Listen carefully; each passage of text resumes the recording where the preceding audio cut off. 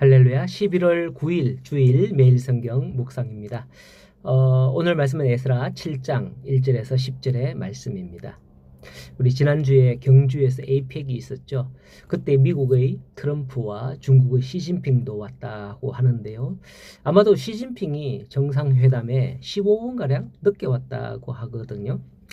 왜 그러냐 평가를 하는데 들어보니 차가 막힌 것도 아닙니다. 오로지 자기가 주인공이란 말이죠. 그러니 다들 주인공을 기다려야 한다라는 그 의미를 주기 위해서 그러한 게 아닌가 이렇게 평가를 하고 있죠. 주인공의 영향력은 그만큼 크다라는 것을 의미하는 겁니다. 오늘 말씀이 에스라 7장인데요. 우리가 지금 묵상하는 성경이 에스라인데 에스라가 언제 등장하냐? 바로 이 7장에서 등장하는 거예요. 늦게 등장하네요. 바로 오늘 이 에스라가 등장하는데 주인공인가? 문득 시진핑 생각이 떠올라서 앞서 에이펙 이야기의 시진핑 이야기로 시작을 해봤습니다. 1절에 2일 후에 바사왕 아닥사스다가 왕위에 있을 때 에스라라 하는 자가 있다고 하면서 에스라에 대해서 그가 누구인지 쭉 이제 1절 이하로 쭉 설명을 합니다. 6절까지. 이게 족보인가? 이렇게 싶을 정도로 그의 아버지, 할아버지, 정조, 고조 이렇게 해서 16대 손이라 16대까지 거슬러 올라가요. 주인공이 맞는 건 아닌가 하는 느낌이 듭니다. 자, 우리는 여기서 왜 에스라가 주인공인지 그걸 생각할 수 있어야 돼요. 그게 없으면 에스라? 그게 누군데? 이렇게 정확하게 기록해!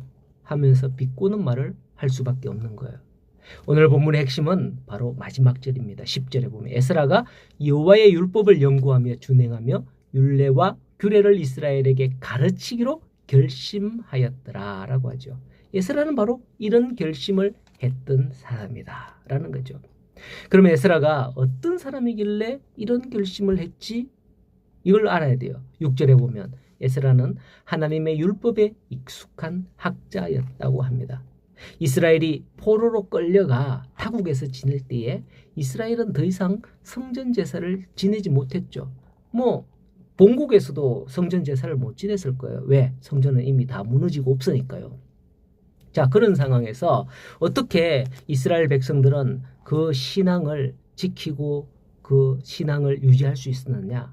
그것은 아마도 환경의 변화에 따라서 그들이 회당이라는 걸 지어서 안식일이면 회당이라는 곳에 모여 백성들과 자녀들에게 모세의 율법을 가르쳤다고 합니다.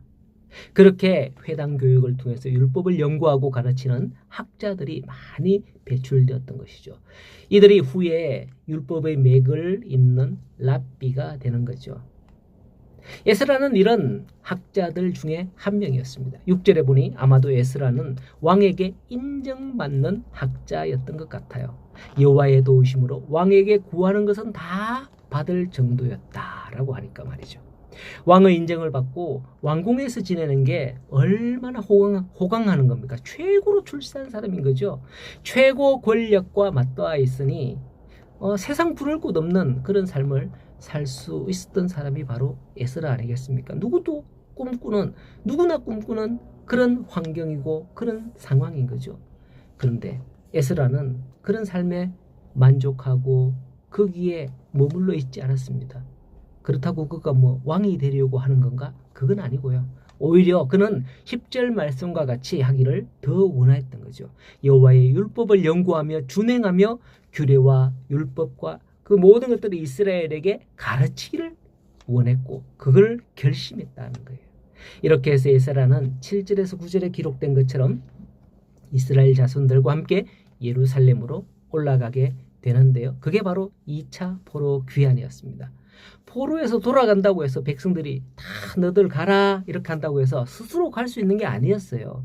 이 거리가 어느 정도 하냐면 직선거리로 약 700km라 그래요. 그리고 직선거리로 갈 수 있는 데가 없잖아요. 우리나라 내비게이션 치고 보면 뺑 돌아서 이렇게 가잖아요. 이렇게 돌아서 가요. 이렇게 돌아서 가면 약 1500km 거리라 그럽니다.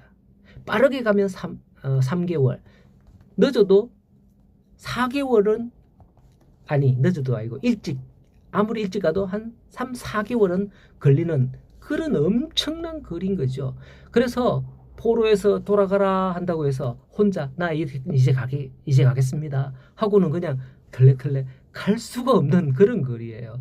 자, 1차 포로 귀환은 언제 이루어졌죠?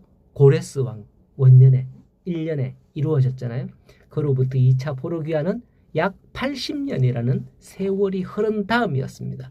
그동안 가고 싶어도 가지 못했던 사람들이 많았던 거죠. 바로 이 2차 포로 귀환에 에스라가 중심이 되어서 예루살렘으로 돌아오게 되는 겁니다. 만일 여러분들이 좋은 자리에 있다면 선뜻 그것을 내려놓고 에스라처럼 이런 마음으로 고향으로 갈 수 있을까요? 저는 그게 쉽지 않다고 봅니다. 그런데도 에스라는 결심을 하고 예루살렘으로 돌아가는 것을 볼 수 있다는 거죠. 여러분, 북이스라엘에 이어서 남유다 왕국이 망한 가장 큰 이유가 무엇이겠습니까? 국력이 약했기 때문에, 재정이 없었기 때문에, 군사력이 약했기 때문에, 물론 이게 다 원인일 수도 있겠지만은 이렇게 된 데에는, 그렇게 다 약하게 없고 이렇게 된 데에는 가장 큰 원인이 뭐냐?